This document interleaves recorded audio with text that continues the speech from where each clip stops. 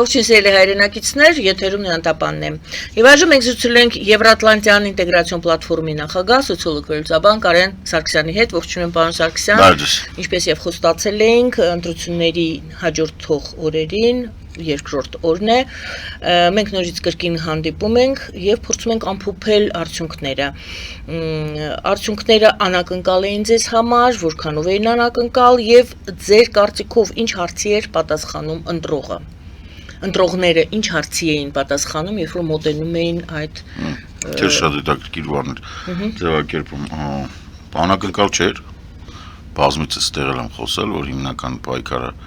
ակնհայտորեն գնալու է, թե Նիկոլ Փաշինյանը կկարողանա արդյոք հավաքի սահմանադրական մեծամասնություն, թե ոչ, չհավաքեց, նորմալ է, չնայած նորմալ է, այսինքն սպասելի էր, որ չի հավաքի, կարծում եք նորմալ է, սպասելի մեջ էր, որ չի հավաքում, որովհետև ակնհայտորեն դու չես կարող այս պայմաններում գնահատել, թե որքան մարդ կգնա ընտրությունների, մի քիչ որ պակաս գնային ընտրությունների, փոքր թիվ գնային, կհավաքեր այդ թիվը։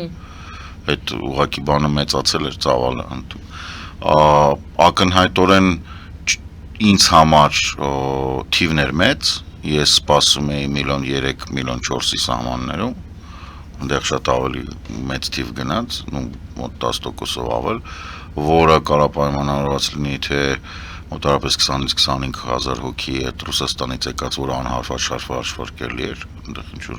դժվար էր բան անել այդ թիվը։ Ընտրական տուրիզմ։ Այդ տիրանազավրների բանը, ընտրական տուրիզմը,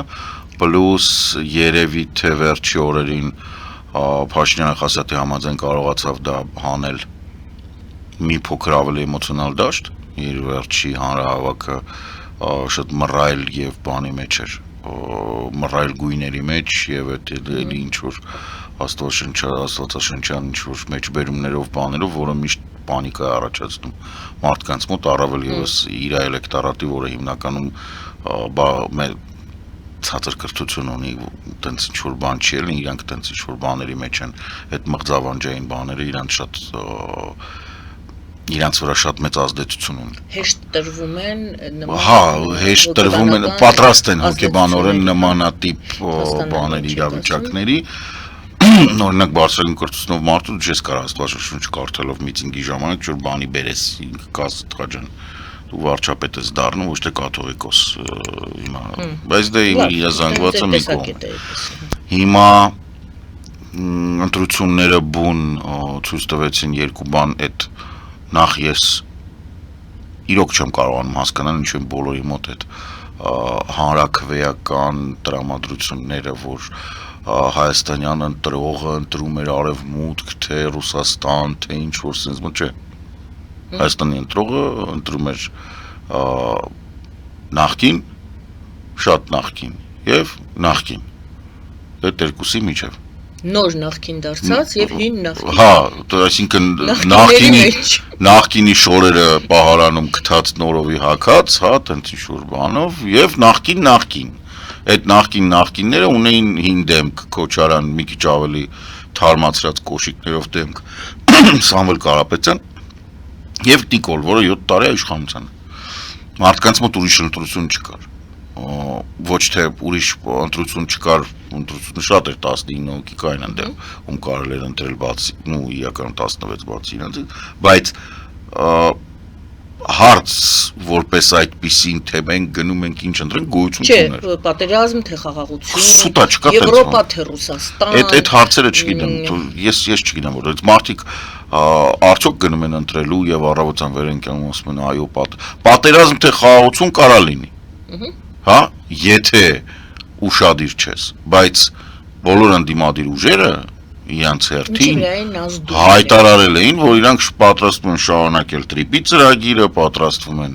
Թուրքիայի հետ հարաբերությունները չէին պատրաստվում փակել, իրանք ուղղակի ասում էին մենք ավելի ռուսամետ կլինենք, քան Նիկոլ Փաշինյանը։ Նիկոլ Փաշինյանն ասում էր ես ավելի ռուսամետ կլինեմ, քան սրանք։ Կամ երաշխավորի անվան տակ Ռուսաստանը կներգրավի այդ բոլոր ծրագրերը։ Whatever, ինչ որ հա, այսինքն չկար այնտեղ ընտրություն, եթե դու մի քիչ գոնե լսում ես, չկար որ Փաշինյանը վեր կանար, ասեր որ գիտեք ինչ կա, ես sense բան եմ անում ու վաղը ռուսական բազան դուրս է գալի Հայաստանից։ Չկա տենց, չէր ասում տենց բան։ Չկար ընտրություն Ռուսաստանի եւ Եվրոպայի միջև։ Եվրոպայի մենք ունենայինք երեք բայց ուրիշ հարց է, որ բավականին մեծ զանգված ովքեր արևմտամետ են, գնացել ձայն են տվել Նիկոլին, որովհետև դե կանխատեսել իրոն, ինչի մասին խոսացել են մայիսի սկիզբ եվրոպական հաջողով եւ այլն, հետո DJ Vance-ը, հետո մի հատ Ռուբիոն եկավ ինքնաթիռը լիցքավորեց գնաց։ Այսինքն Եվրոպայի դրոշը ոնց որ Եվրոպայի չէ, ինքը ներկայացել էր որպես արևմտամետ ուժ, ում հետ հաշվի է նստում թե Եվրոպան, թե Եվրոպայի թշնամի Տրամպը։ Եվ թե այդ բոլորի թշնամի Ռուսաստանը, եւ թե այդ բոլորի մի մասի դաշնակից մյուս մասի թշնամի Զելենսկին,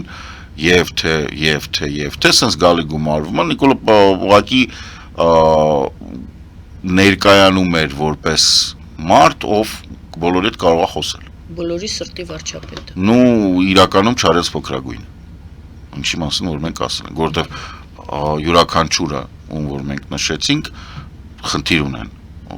որը Հայաստանը կարա լուծի, եթե ուզում է ավելի մտերիմ լինի, թե ԱՄՆ-ի հետ, օրինակ թե Եվրոպայի հետ, թե Ուկրաինայի դեպքում, թե Ռուսաստանի դեպքում, յուրաքանչյուր այս խաղացողներից ունի իր սեփական ցանկությունների ցանկը։ Եվ այդ ցանկում պարզա որ Հայաստանը բոլոր տեղերից 20-ից 30%-ն է կատարում։ Այս պահին Նիկոլ Փաշինյանը շարունակում է մնալ չարած փոքրագույնը դրսի համար։ Նենց չի որ ինքը լավն է, ինքը չարած փոքրագույնն է։ Որի հետ կոնտակտները հաստատված են եւ չէ, ինքը ուղղակի չարած փոքրագույնն է, նույնիսկ եթե չկան, ինքը կաշխատեն հետ, տենց չի որ։ Մենք Եվրոպայում ենք սպասում այս տարի ընտրություններ, մյուս տարի ենք սպասում ընտրություններ, բոլորը հասկանում են, որ սա Հայաստանի վարչապետն է, որը դեպ մյուս տարի օրինակ չգիտեմ Մակրոնի մոտ ավարտվում, հետևաբար Ֆրանսիայում քրիտիկական փոփոխություններ ունենալու։ Բոլորի համար քիչ թե շատ ակնհայտ է, որ սա մոտակա 5 տարվա Հայաստանի իշխանություններն են, ում հետ պետք է աշխատել։ Հիմա բոլորին հայտնի դարձավ, որ այս իշխանություններն են մնում, իրանք մնում են առանց վեկտորը փոխելու, ընդ որում սա նույն Սերժ Սարգսյանի վեկտորն է, եկեք ծուռ նստենք դուզը խոսենք, ոչ մի բան չի փոխվում։ Կշարունակենք դիտարկել ով այնուամենայնիվ անցավ խորհրդարան, բայց այս հատվածը դեռ այս տրամաբանությունը շարունակենք Եվրոպա թե Ռուսաստան եւ Նիկոլ Փաշինյանը որպես Եվրոպա չէ, բայց դեպի արևմուտք տանող տեխնացու, հա? Okay. Այդպես ենք ձևակերպել։ Լավ, Եվրաքվե ունեինք որի ջանքերով դա ես կասեի որ Նիկոլ Փաշինյանը որպես Եվրոպա գնացող Հայաստանի առաջնորդ ոչ թե տանող դա է պատճառը որ Եվրաքվեի այդ կուսակցությունները որոնք մոտ 60,000 ստորագրություն հավաքեցին ժամանակին եւ հարցը մտցվեց ազգային ժողով եւ օրենքի տեսք ստացավ միասին չկարողացան այդ 60,000 թվին սկի մոտենալ։ Գուցե որովհետև իրենք կասեն մենք ճանապարհ բացեցինք որպեսզի Նիկոլ Փաշինյանը այդ ջահը վերցնի։ Մյուս տարբերակը իրենց չհաջողվեց, իրենց 0, չգիտեմ ինչքան տոկոս էին տալիս, որովհետև իրենք չհավաքվեցին, չմիացան եւ ամեն մեկը հատիկ չկարողացավ անգամ 1-2% հավաքել։ Դե սենց ասեմ, հանուն հանրապետությանը որպես այդպեսին ինքը երբևիցե աչքի չի ընկել որպես քաղաքական ուժ։ Բաբաջանյան Արմանը եղել է պատգամավոր ժամանակ։ Հա, բայց կոալիցիայի մեջ լուսավոր Հայաստանի ցանկում եւ ընդունենք լավ ասենք եղել է հետո ինչ։ Այսինքն շանսերը իսկապես դուք համարում եք ցածր էր։ Հանուն հանրապետության կուսակցության շանսերը ոչ միայն ցածր են, նրանք գոյություն չունեն։ Ուղղակի երբևիցե գոյություն չեն։ Հանրապետությունը կորցրել է ձայներ, որտեղ եղել է Նիկոլ Փաշինյանի կողմնակիցը Երևանի քաղաքապետարանի ընտրություններում։ Ես անձամբ ձայնս տվել եմ այդ կուսակցությանը, հասկանալով եւ գիտակցելով, որ կարող է այնպիսի մի իրավիճակ ստեղծվի, որ այնտեղ մի շատ ուզենալով, որ ինչ որ մի արևմտամետ ուժ լինի, ես անձամբ գնացել եմ ձայն եմ տվել, հույս ունենալով, որ մի քիչ գոնե այդ աշխատանքը, ասենք, չգիտեմ, գոնե ինչ-որ աշխատանքի արդյունքները մի կերպ կազդեն, բայց չի ազդել մարդկանց համար, դա անընդունելի է։ Ինչի պետք է, տրամաբանությունը պարզ է, մարդիկ, ասենք, եթե մեկա կոալիցիա է կազմելու, խիգնամ իրանց են տանեն, Նիկոլինց են կտ։ Այսինքն դու չես կարողանում մարդկանց հետ, նախ ես չեմ մասնակցել քարոզարշավին, ես ոչ էլ կոչ եմ արել, որ մարդիկ գնան ընտրեն հանրապետություն կուսակցություն, ես անձամբ եմ բանել, բայց ներքին գիտակցությունը մոտս կար, որ ասենք նույնիսկ եթե պետք լինի, այնտեղ պետք է այլ բաներ լիներ, էլի, այլ կերպ վարվեր ընտրարշավը, որպեսզի այդ Եվրաքվեի 60,000-ը վերածվեր գոնե պլյուս 15,000-ի, պլյուս 30,000-ի, բայց միևնույնն է թվերը այնպիսին են, որ նույնիսկ եթե 30,000, այսինքն Եվրաքվեի գոնե կեսը գնար տար հանրապետություն կուսակցել, դա բավարար չէր, որ ինքը անցներ։ Կոնկրետ 60,000 ձայներ պետք։ 4%-ը գերազանցելու համար, то есть այնտեղ բաները մի քիչ ծանր են։ Այնտեղ մնացածը բան չեն, դե կամ Նիշիկի մարդիկ են, կամ Սերժի մարդիկ են, կամ Ռուսամետ են, կամ որտեղ ինչ մասն եք խոսում։ Դե մնացած ցուցակում։ Ահա։ Այդ որ ասենք բան չկա։ Հանրապետություն ցուցակում։ Ներողություն։ Չէ, նա Այդ 18 ընտրությունների մասնակցողների, ասենք այնտեղ մնացածը սպոյլեր կուսակցություններ էին, այնքան որ ուղղակի որ լինեն։ Անենց չի, որ իրանց ինչ-որ հարց էին լուծում կամ ինչ-որ մեկը իրանցից հարցներ լուծելու։ Մի մասը են 25 միլիոնի համար էին պայքարում, որ եթե ինչ-որ շեմ կա, որ անցնում ես, պետությունը քեզ փող է տալիս։ Մի մասը ուղղակի տաբուրետկի վրա ուտանավոր են ասում, որ հետո չգիտեմ գնան շենքում բան անեն, գլուխ գովան կամ մեկին հարց տան կամ մեկին հարց բերեն, ասեն դե ես տելևիզորով խոսացել եմ պատգամավորի տեխնացիա։ Լավ, հիմա այդ հասկացանք, փաստորեն դուք ասում եք, որ նրանք այդ շեմը չէին անցնի։ Ախր տեսեք, քաղաքական բանավեճի որակը 3 հատ բանավեճ եղավ։ Այդ 3 բանավեճի որակը տեղ չէին թողում ենթադրել, որ Հայաստանում կա քաղաքական դաշտ։ Այսինքն այնտեղ չկար բան, տեսեք Եվրաքվեի ա եղել, բան դրանից հետո եղել է, բանավեճ ա եղել, մեկը դրա մասին խոսել է։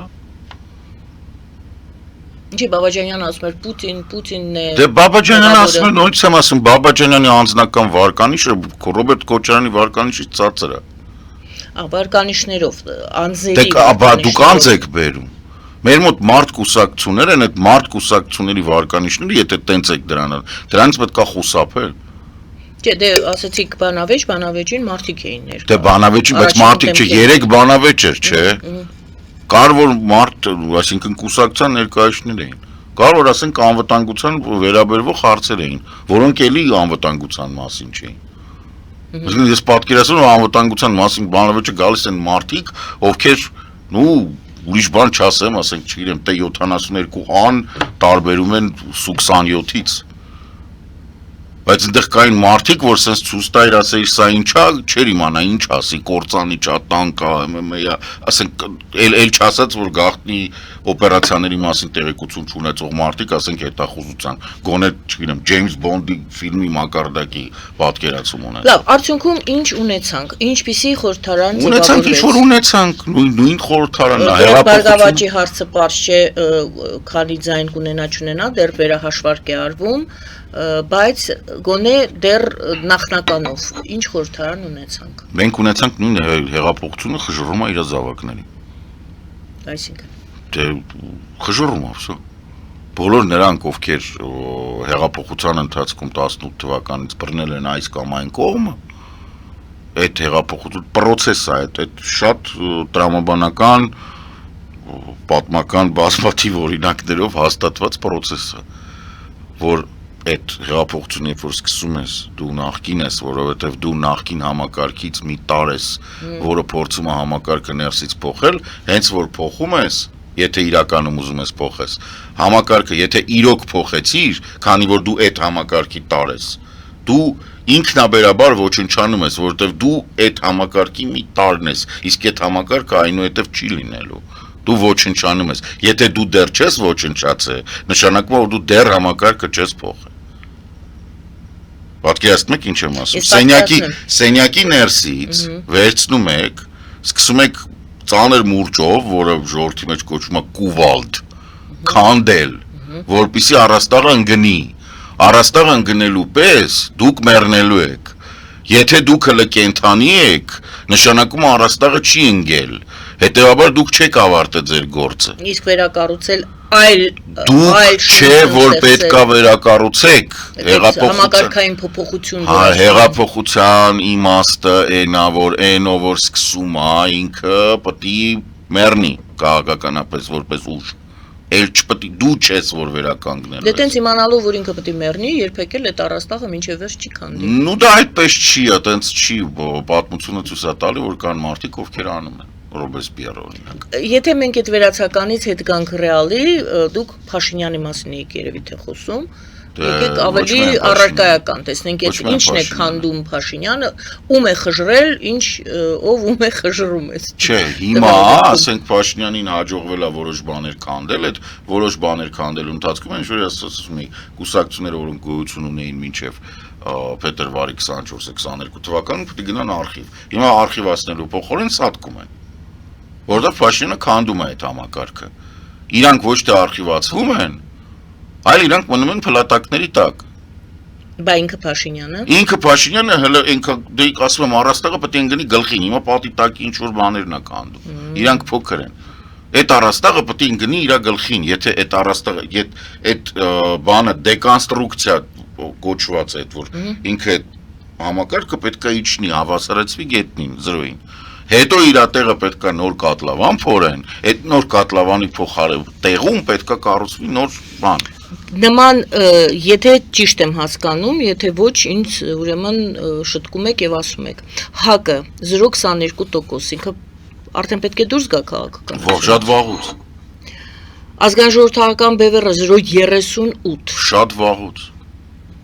Նույն հանրապետություն կուսակցությունը 1.08 Ну հələ լավ, մեկը կարանք թողենք մեկերը։ Մեկերը թողնում ենք։ Ну որտեվ դա նշանակում է որ անհրաժեշտից 25% ու ինքը դեռևս ասենք Երևանի ավականիում կա, ինքը մարզերում ունի բաներ, համայնքներ հաղթած, այսինքն ինքը մարզերում կարող խաղալ։ Լուսավոր Հայաստանը ձեզ հետ չի համաձայնվի, բայց ինքը 0.50%։ Լուսավոր Հայաստանը պետք է դուրս գա վաղուց։ Ինքը գոյություն չունի։ Ինքը Չէ, ինքը եկել հասել է ազգային ժողովի ընտրություններին։ Ինքը մարդ կուսակցություն է։ Լուսավոր Հայաստան ծրագիր սկիչ ունի։ Ինչի մասն է իր ծրագիրը։ Միշիկի պրոյեկտներ, Միշիկը ունի նոր պրոյեկտներ հիմա։ Իրանք արդեն բան են, նապկին օգնում Նոր պրոյեկտները քաղաքական կուսակցությունների Նաև ծպտված, չբացահայտված նկատի ունեք։ Նայածում համար։ Ձեզ համար բացահայտ։ Միանշանակ։ Չբարձրաձայնվող։ Իհարկե։ Չէ, ուղղակի մարդիկ էս ինֆարկտ կստանան, որ ասեմ, գրանք սկսեն բան անել։ Սուիցիդալ փորձեր անել։ Չէ, ձեր դեմ գործ կհարուցեն, կասեն ապացուցիչ։ Դե օրինակ, դες չեմ կարամ իշին զանգեմ ասեմ, ասա որ բան է սարել, հա, բայց դե կասկածի ցեցը գցում եք այսպես։ Կասկածի ցեց չի վստահաբար։ Վստահության ցեցը։ Հա, վստահության ցեց եմ գցում։ Եվ ասում եք, որ կխժռի։ Լավ, մինչև խժռելը մենք 5 տարի պետք է տեսնենք։ Չէ, ընթացքում ալենան։ Այսինքն մենք կարող է Մենք 5 տարի պետք է սպասենք մինչև Նիկոլ Փաշինյանի կուսակցությունը գա։ Տեսեք, Նիկոլ Փաշինյանը մնաց առանց դաշնակիցների։ Իր միակ դաշնակիցը շատ վաղուց բանն էր, Զավանչներ, Հանրապետություն կուսակցություններ։ 20 զոհաբերվեց այդ դաշնակիցը։ 44-ից հետո մենակ Զավանչ որ կանգնեց կողքը բանի ժամանակ, չէ։ Սա փախան կողքից։ Մենակ Զավանիչը կնաց բանին Ավինյանին Զավանիչը իր վարկանիշը դնելով, իր ռեսուրսը դնելով փրկեց Երևանը Նիկոլի համար։ Նիկոլ փրկեց կներեք։ Դա Հանրապետություն կուսակցությունը փրկեց բանին, Ավինյանը չէր դառնում։ Նիկոլը չէր կարող Երևանի քաղաքապետ վերցնել, հնարավոր չէր։ Այդ կոալիցիայով տարան, չէ։ Հիմա ինչ։ Արդյունքում ինչ դարավ։ Պրիզլի մատվեցել Զապրի դոբրը։ Ու всё, ինքը քաղաքական դաշտում էլ բան չունի, ինքը թուլացավ։ Որտեվ էլ քաղաքական դաշտում իրան դրական, ինչ որ չափով առանձին քաղաքական ուժ չէին դիտարկում։ Առանձին քաղաքական միավոր որպես Փաշինյանին աֆիլացված, հա։ խառնում եք էլի բաները։ Նիկոլ Փաշինյանը պարտվեց։ Նիկոլ Փաշինյանը մնաց մենակ։ Այդ կապ չունի արդեն ընդ ոչ մեկ, սա մնացածը հիմա թքած ունեն Նիկոլ Փաշինյանի վրա, Փաշինյանը ում մեջ կցուցտվեց դանակ են մտցնելու, որովհետև ինքը բոլորին նեղացրել է ու բոլորի ստեղն է նստած։ Դրա համար որ մարդիկ ոչ մի ընտրություն չեն անում, որովհետև ոչ մի ընտրությունը բանել չկա, հա, հիմա պետք է որ ընտրեցին Նիկոլին վերջ։ Բայց այդ որ բլում ես, պետք է գլխին գա, չէ՞, դա իջնի։ Ինքը պետք է վերջանա։ Այդ կուսակցությամբ վերջն է,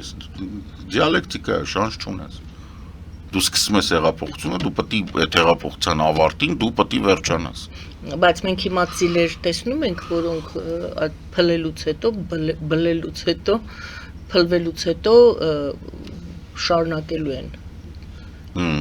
Այսինքն այս ընտրությունների ժամանակ։ Իսկ ով ասաց որ չէ, այս ընտրությունների ժամանակ ով կա պետք է մնա այդ պլատակների տակ։ Բոլորը, այդ բոլորը անխտիր, բոլորը անգամ այդ երիտասարդական, բոլորը շնորհապետական, նույն էլի թվարկեմ շնորհապետականը, բոլորին դեմ է երիտասարդները։ Բոլորը անխտիր, բոլոր նրանք, որտեվ կրկնում եմ, իրանք բոլորը նախկին համակարգի, ինչ որ մի դրսևորում են նախկին համակարգը հեղափոխության ավարտի հետ ոչնչանալու է։ Եվ էլի նորից գալիս ենք մեր ազգային ժողովի պատգամավորներ հիմա իհարկե ճշտվում են, ով է լինելու, ցուցակը սա է, նա է, Բարգավաճն է դեռ վերահաշվարկանում, կարծես թե Քոչարյանի Դաշինքն է սահմանադրական դատարան դիմում։ Ինչի համար դրանք ինչ են ուզում։ Դե հայտարարություններ են այսօր արվել այդպիսի, մեկը սահմանադրական դատարան է դիմում, 555 կարծեմ դիմում է եղել վերահաշվարկի, թվերը ձեռքից տակ չի, բայց որքան հիշում եմ այդպես է, կհստացել է 555 դիմում վերահաշվարկի, Ռուսաստանի Դաշնությունն էլ չի շնորհավորում, սպասում է վերջնական արդյունքների։ Ինձ թվում է այդ վերահաշվարկը շատ ավելի վատ կավարտվի բանի համար, հանդիմության համար կանց Փաշինյանի։ Այսինքն վերահաշվարկի արդյունքում կարող է Փաշինյանի ձայները ավելի։ Միանշանակ։ Համենայն դեպս Ենթադրաբար ես մի բան ասեմ, որ քանի որ իրանք լավ չեն վերահսկում իրավիճակը այդ հանդիմություն կոչվածը, թե Քոչարյանի եւ թե առավել եւս Սամվել Կարապետյանի բաները, իրանք կարող է վերահաշվարկի դիմում են տվել իրանք զեկույցների ներքին կանալներով եկած զեկույցների հիման վրա։ Ենթադրում եմ հիպոթետիկ իրավիճակը։ Պրոստը ասենք մարդա, ասենք չգիտեմ, իրան խոսք են տվել, որ չգիտեմ, ինչ ասեմ,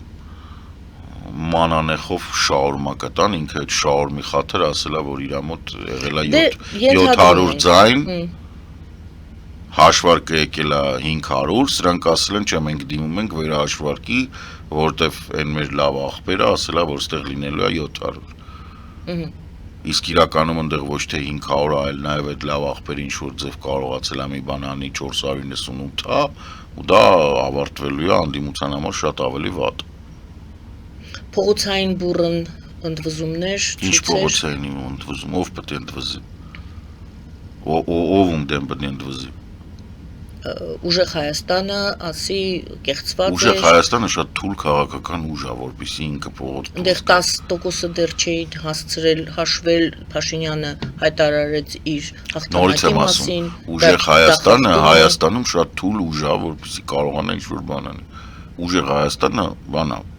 պասաժիր է։ Ուժեղ Հայաստանը մտավ ազգային ժողով։ Ուժեղ Հայաստանը պասաժիր է։ Ինքը դրսից եկած պասաժիր է։ Ինչի պասաժիրն է, կներեք։ Մեր գնացքի։ Ով է Հայաստանի վարում այդ գնացքը։ Որ ասեմ կխնդակ Մակրոնը։ Մակրոնի բարած գնացքում Փաշինյանն է պասաժիր, այդ բոլորը նստել են 105 հոգի։ Պասաժիր, ես էլ եմ այդտեղ պասաժիր։ Մենք բոլորս ենք այդտեղ պասաժիր։ Իրանք կապ չունեն դրա հետ։ Իրանք ուղղակի բան Ռուսաստանից եկած ինչ-որ բաներ են, գաստրոլյորներ են, էլի։ Գաստրոլյորուշի ցիրկ շապիտո։ Չէ, իրենք մեր Լեոնտիևը տենց երգ ուներ, կուդա ու եղել ցիրկ։ Լավ, իրենք ազգային ժողովի պատգամավորներ են լինելու։ Հետո ինչ ազգային ժողովի պատգամավորը իմ աշխատողն է, ես հարկ եմ տալի, որ ինքը փող ստանա։ Ես առանձնակի որևէ հարգանք չունեմ իր նկատմամբ։ Չգնա աշխատանքի, ինչպես մենք ունեինք այդ Կարա եւ չգնա աշխատանքի, բայց շարունակում է փողը ստանալ։ Հա, ինքն դեռ բոյկոտ է անում, օրինակ։ Կարգ կա, որից պետքա զրկեն։ Հիմա եթե հիշում եք, հիմա արդեն գնում են, որտեղ են պահից, որ հրաման արձակվեց, որ աշխատավարձից կզրկվեն, բոլորն է գալիս են։ Հիշում եմ, պես վերջերս հայել բանը Ալեն Սիմոնյանն ասում էր, գալիս են մի օրով բան են անում, մի հատ կոճակ են սախում, որ աշխատավարձը չզրկվեն։ Հենց որ հա, օքեյ, գալու են, բայց ես կներեք ունեմ 0 հարգանք իրաց նկատմամբ։ Եթե դու ապրում ես այս տարածաշրջանում, դու չես կարողանում գնահատական տալ նրան, թե ինչ է կատարվում Ուկրաինայում, ինչ է կատարվում Արցախում, ինչ քաղաքականությունն է վարում Ռուսաստանը մեր նկատմամբ, դու ոչնչություն ես։ Որովհետև ինքնուրույն չեն։ Չէ, ուղղակի ոչնչություն են։ Որովհետև ինչու։ Որովհետև տենց են դաստիարակվել, ոչնչություն են իրանց տանը դաստիարակ։ Իրեն մինչև 7 տարեկան երևի գիտեին իրանց անունը Ձենետ Կտրի է։ Չգիտեմ, բայց ոչնչություն է։ Ասենք որ հարց ես տալի, տեսնում ես սփռտնելա, զկրտումա ու պամպերսը լցվել է։ Որ ասում ես մի հատ գնահատական տուր Պուտինը ինչ է անում Ուկրաինայում, ինչ է Հագայի տրիբունալը Պուտինին մեղավոր ճանաչում ռազմական բաներով։ Կապիկի դեմքով նայում է վրա։ Մի խոսքով փողոցային այսպես ծանր միջադեպեր չեք սպասում։ Ծանր միջադեպը ո՞րն է, ասենք, չգիտեմ, Շամշյանը ամեն օր մի հատ ծանր միջադեպ է հրապարակում։ Որի մասին անընդհատ հիշեցնում են։ Այ մարտի 1-ը ինչի մասն է խոսքը, զոր կանեն մարդկանց կրակել։ Գովաստայտարան կեթերում։ Չէ, ուղղակի ուզում եմ հասկանալ մարդը, որ ասում է մարտի 1 ինչ է հասկանում, որ Գովաստայտարան կեթերում խոսենք ինչ է նշանակում մարտի 1։ Ո՞նց կարծես բանը։ Եթե դուք հիշում եք, Սերժ Սարգսյանը Նիկոլ Փաշինյանին այդ մարտի 1-ը հիշեցրեց այն հիշարժան օրը, երբ հեղափոխության օրը։ Այո։ Այդ օրը ժամանակ առ ժամանակ Դեք ինքը ուրիշ բան հիշացրեց, ինքը հիշացրեց, ասեց գլուխդ կախպայի, տես, որ ես չեմ արել։ Ինքը չէ, այդ չէր, ինքը ասեց, տես չեմ արել։ Ուրիշ բան չի հիշացրել։ Թեթև տարեք, մի վախեք։ Գովազդի եթերում սիրելի բարեկամներ, կվերադառնանք տաղավար, կշարունակենք զրույցը։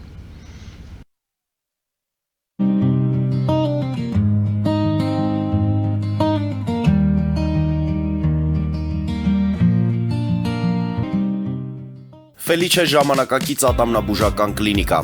Այստեղ հարմարավետությունն ու խնամքն առաջնային են։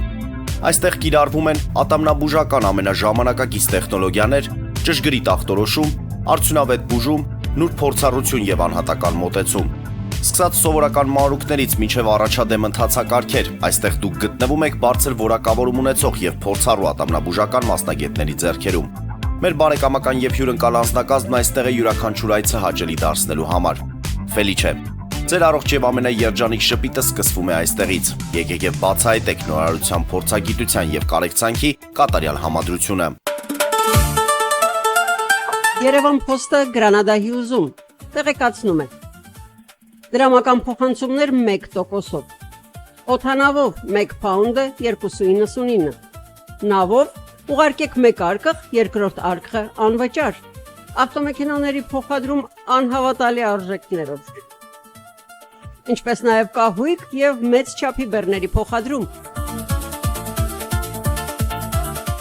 Jackpot հագուստի խանութը երկրորդ մասնաճյուղն է բացել Գլենդելի սրտում, որտեղ կարող եք ձեռք բերել եվրոպական եւ ամերիկյան ընտիր հագուստեղեն, կոշկեղեն, աքսեսուարներ, պայուսակներ ամենահարմար արժեքներով։ Նաև կարող եք ցանկացած ապրանք պատվիրել եւ ձեռք բերել կարճ ժամանակում։ Jackpot-ի Գլենդելի հասցեն է 1135 North Pacific Avenue, հեռախոս 818 813 2252։ Jackpot հագուստի լավագույն կենտրոնը Գլենդելում։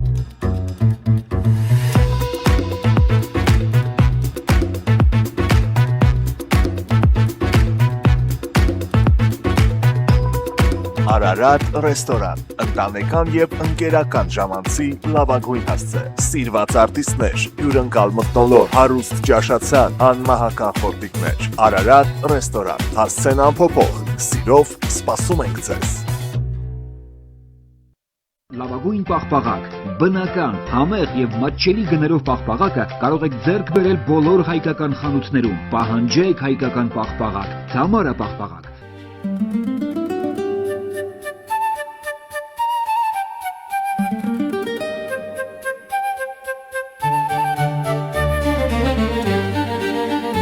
Նոյան տապան տպարան, Նոյան տապան հրատարակչություն, շարվածքից մինչև տպագրում, զանգահարեք, գրեք, այցելեք, միասին պատրաստենք ձեր գիրքը, ամսագիրը կամ թերթը, որտեղ նշվելու է, տպագրված է Նոյան տապանում։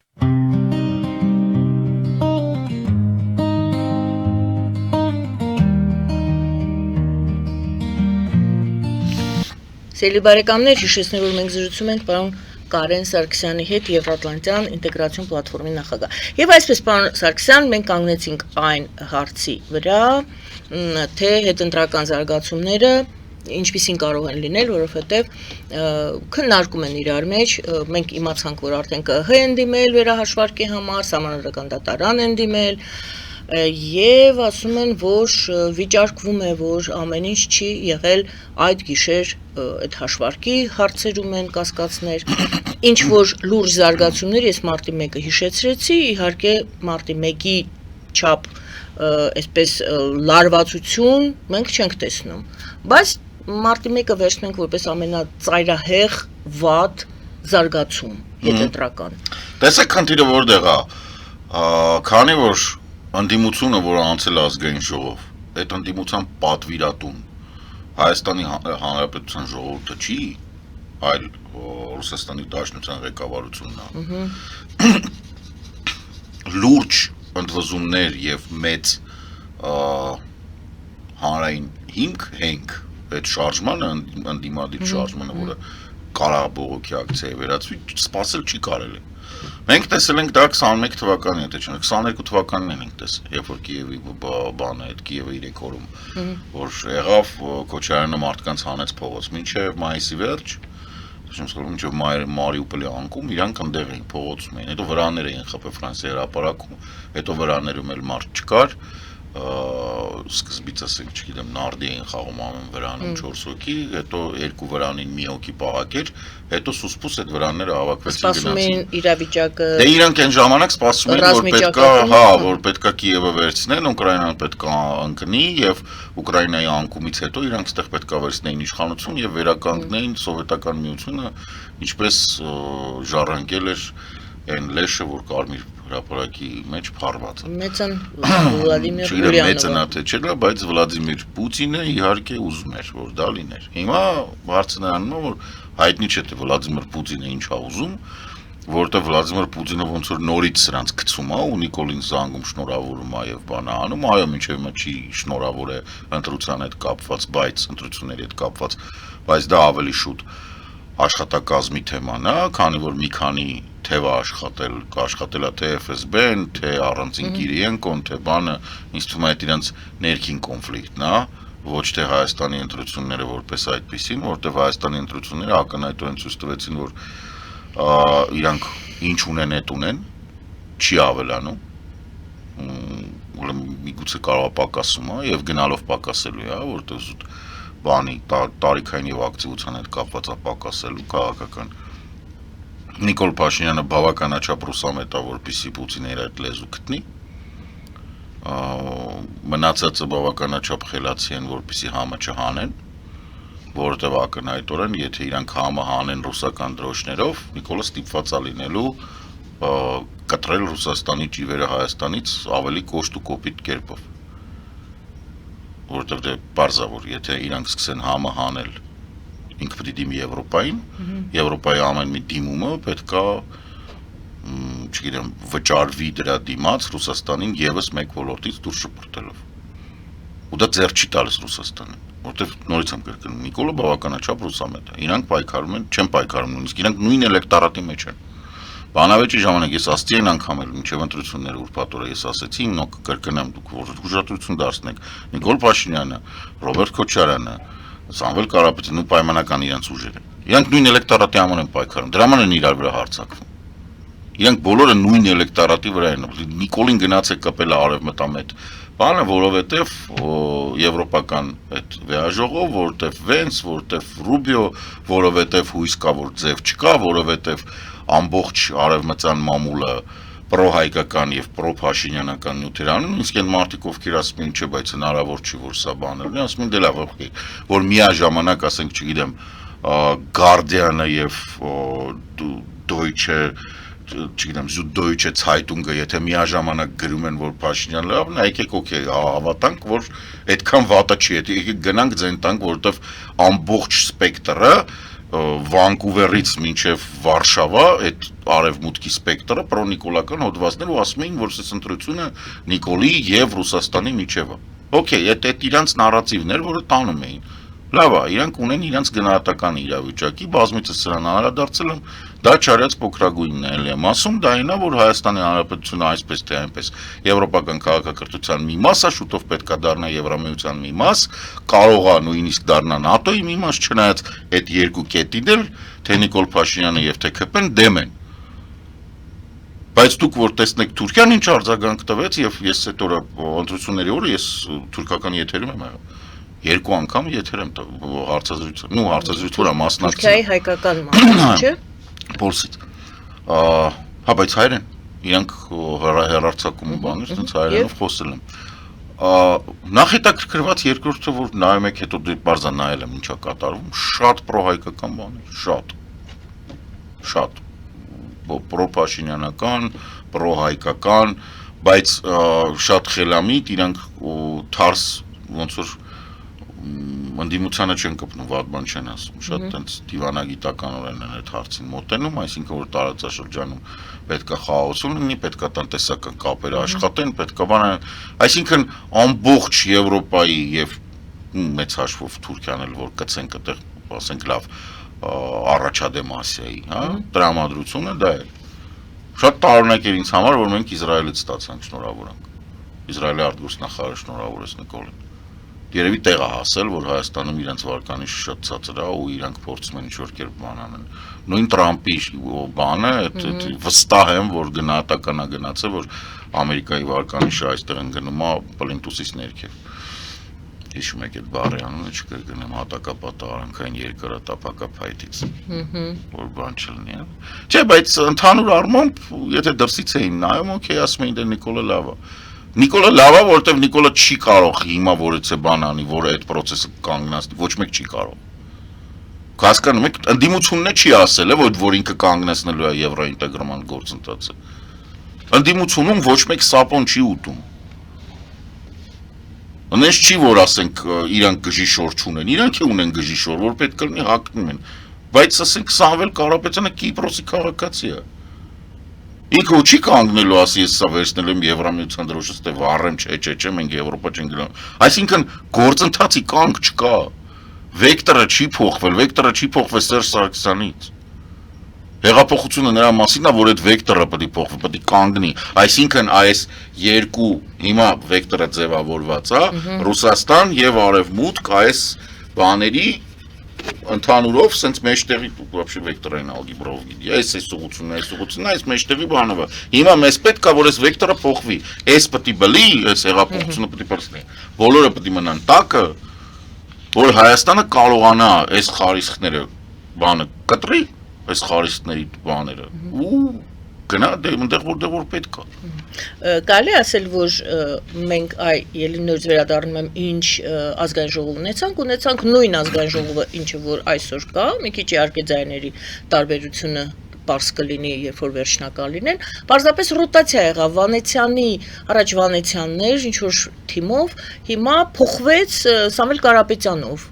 մի քիչ ավելի քիչ ձայն, մի քիչ ավելի շատ ձայն, բայց խաղացողները նույնը մնացին։ Այո, 17 թվականից ազգային ժողովը նույնն է։ 17 թվականից 17 թվականից ազգային ժողովը նույնն է, եւ ես ասեմ, որ ամենամեծ մասնակցությունը մինչև սա եղել է 17 թվականին։ 17 թվականը Սերժի վերջին ընտրություններն էին։ Եվ Նիկոլ Փաշինյանը հիշում եք 7 ձայնով էր մտել, հակով էր մտել եւ 7 մանդատ ունեին իրենք։ Ընդամենը, բայց էլի նույն խաղացողներ։ Հա, բան չկա, նույնն է, այդ եմ ասում։ 17 թվականից նույնն։ Պարզապես Նիկոլ Փաշինյանը հակից փոխվեց եւ հակից որոշ մարդկանց ԿՊ ստեղծեց, ԿՊ-ով հիմա հանդես է գալիս։ Միգուցե։ Այսինքն նույն ազգային ժողովն ունենք, ժողովը գնում է, մասնակցում է, ժողովրդին թվում է, որ ինքը ինչ որ իրավիճակ է փոխում, իրավիճակ այնուամենայնիվ փոխվել է գոնե ինչ որ մեր Հայաստանի Հանրապետությունում։ Նույն կուրսն է շարունակվում։ Այս մարդիկ հեղափոխություն են արել, ասեն վեկտորը չեն փոխում, Իրանք պետքա բանի ֆրանկոֆոնիայի ժամանակ ասեին մենք Եվրասոցիացիան դիմում ենք տալի, այդ պարագայում մենք հիմա արդեն կունենենք առնվազն որ դիմումը 18-19 քննարկվի, բանին ասենք 5 տարի կունենենք Եվրասոցիացիան գործընթացի մեջ։ Իրանք չեն արել դա։ Սեպան է ոչ մի բան չեն արել։ Մի հատ սեպա պլյուս են կնքել։ Լիքը ռազմավարական համաձայնագրեր եւ խարտաներ են կնքել, այդ բաներ։ Հիմա այս ամեն ինչը պետքա վերածվի գործի։ Երբ որ դու գործի վերածես, այդ առաստաղը կընկնի գլխիդ։ Վախենալու բաներ եք ասում։ Ախր վախենալու իրանց համար։ Որովհետեւ եթե հեղափոխություն արած քաղաքական ուժը չի վերանում քաղաքական դաշտից, ինքը դառնում է կոռուպցիայի հիմնական կենտրոն։ Բոլշևիկները, բաները, բոլորի մոտ դա նույնն է, դուք չեք կարա ոչ մի բան անեք, չեք կարա, հա, որովհետև իշխանությունը իր ձեռն է ինքը ասել է ժողովուրդ ինձ հավելյալ իշխանություն տվեք, ես այս վատ համակարգը քանդեմ, ես ինձ զոհաբերեմ այս վատ համակարգը քանդեմ, որ դուք կարողանաք, այդ է հեղափոխության իմաստը, թե չէ դա հեղափոխություն չի։ Թե չէ դա հեղաշրջում է, իսկ հեղաշրջման մասնակիցներին պատերի տակ գնդակահարում են, եթե դա հեղափոխություն է, դու քեզ զոհաբերում ես հանուն վեր գաղափարի, եթե դա հեղաշրջում է, ապա դու զոհաբերում ես բոլորին հանուն սեփական ստամոքսի գրպանի, սիրուհուտ բրիլյանտների կամ չգիտեմ բանի, հիմա մենք ունենք հեղափոխություն, հեղաշրջում չի, ակնհայտ է, 7 տարի չես կարա հեղաշրջումը սենց գնաս ընտրություն անես, բան անես, ձև չկա, հեղափոխություն է, հիմա հեղափոխությունը, որտեղ որ հիմնական հեղափոխություն արած ուժը շարունակում է իշխանություն ունենալ, ինքնաբերաբար, քանի որ հավելյալ ռեսուրսա տված այս ուժին, այն որը իրան չի հասնում, լինի դա վստահություն, սեր, իշխանություն, ամեն ինչ տված է, ինքը ոչինչ չի անում այս սրա հետ, ինքը սկսում է սա օգտագործել իր սեփական գրպանի եւ բանի համար, բարեկամների համար, ձև չունի ինքը, այլ կերպ չկա, դու ունես ահռելի մեծ ռեսուրս, որը ուղղակի դրած է, 5 տարի կարաս դիմանաս չանես։ Օ, այստեղ ձեզ հակադարձում են, ասում են սահմանադրություն է փոխելու, նա ասեց ես նոր սահմանադրություն եմ գրելու, հետաքրքիր է այդ սահմանադրության մեջ այդ լիազորությունների փոփոխություն լինելու է։ Ինքը գնահատում է, որ սահմանադրություն փոխելու ինքը դրա համար էր հանրապետությունների հերթականություն մտցրել։ Ինքը գնահատում է, որ եթե ինքը սահմանադրություն փոխի, ինքը դրանով ավտոմատ կբերի հեղափոխության ավարտին։ Զրոյացնում է։ Հա, զրոյացնի ու բանը ոչ։ Հեղափոխությունը, որը դու սկսել ես այն համակարգից, որից է կապ չունի սահմանադրական փոփոխությունների հետ։ Քաղաքացիական պայմանագիրը Նիկոլ Փաշինյանը իր քաղաքական թիմը մի թիմով այլևս պետքա գոյություն չունենան։ Քաղաքական ուժը որպես քեպեն եւ իր շորշոփը մինչև գոյություն ունի, հեղափոխությունը չի ավարտվել, քանի հեղափոխությունը չի ավարտվել, մենք ապրում ենք ցիրկում, կներեք։ Կրկեսում բալանսավորված քաղաքականության պարագայում, երբ որ խոսում է Մակրոնի հետ առաջին մարդը, ում հետ նա գիշերը խոսում է Մակրոնն է, առաջին երկիրը, որտեղ նա ընտրություններից հետո խոստացել է այցելել, դուք կարաք երկար բերեք այդ օրինակները, ոչ մի ուրիշ բան կապ չունի։ Ինքը եւ իշխանությունը պետքա լինեն տարբեր սենյակի տարբեր անկյուններում։ 5 տարի կամ չգիտեմ քանի տարի, եթե արտահայտություններ ինքը հիմա 5 տարի, ինքս 12 դարձավ։ Ինչ էր 6-8 պլյուս 5 13։ Ինքը փաստացի 13 տարի լինելու է իշխանության։ Դա ահռելի թիվ է, դա Օրբան է։ Հիշեցնեմ ձեզ, որ Էրդողանը գալիս էր որպես լիբերալ բան, ժողովրդավար։ Պոլսում։ Օրբանը գալիս էր որպես լիբերալ ժողովրդավար։ Պուտինը գալիս էր որպես ալկոհոլիկ Ելցինի բան։ Ինչով պրծավ։ Այսինքն ստեղ բան կա, դա հասկանում եք մարդկանց մոտ կա տպավորություն, որ իրանք ամեն ինչ կարան, չէ, կան պրոցեսներ, որոնց վրա դու չես կարող։ Գրավիտացիայի դեմ չես կարող պայքարես։ Նյուտոնի օրենքների դեմ չես կարող պայքարես։ Սոցիոլոգիայում մարդկանց թվում է, որ իրանք կարան, ամեն ինչ հասկանում են, իրանք կարան սոցիոլոգներին չդիմեն, վարկանիշները վերլուծեն, ըստ իրանց վերլուծականի ռազմավարություն կառուցեն, գնան ռաստ կամ պատին ծեփվեն, հետո գան ասեն ձեր գիտությունը գիտություն չէր։ խի որտեվ ասում է հարևանս ինձ բան ասես չեղավ։ Հիմա ուրեմն սենց այս հասարակության օրենքա, այդ օրենքից դուրս դուք ոչինչ չեք կարող անել։ Հեղափոխություն սարքած ուժը պետք է ոչնչանա։ Եթե չոչնչանա, կարա դառնա սովետի պես։ Երկիրը կարա ոչնչանա այդ ուժի փոխարեն։ Փորձեցինք ամփոփել նախնական արդյունքները ընտրությունների, վերջնական արդյունքներին կսպասենք, դեռ վերահաշվարկներ են գնում, բոլորս գիտենք, բոլորս սպասում ենք։ Զրուցում եմ ես Գայանե Առաքելյան, իսկ մենք զրուցում էինք Կարեն Սարգսյանի հետ Եվրատլանտյան ինտեգրացիոն պլատֆորմի նախագահի սոցիոլոգ վերլուծաբան։ Բարին ընձեզ։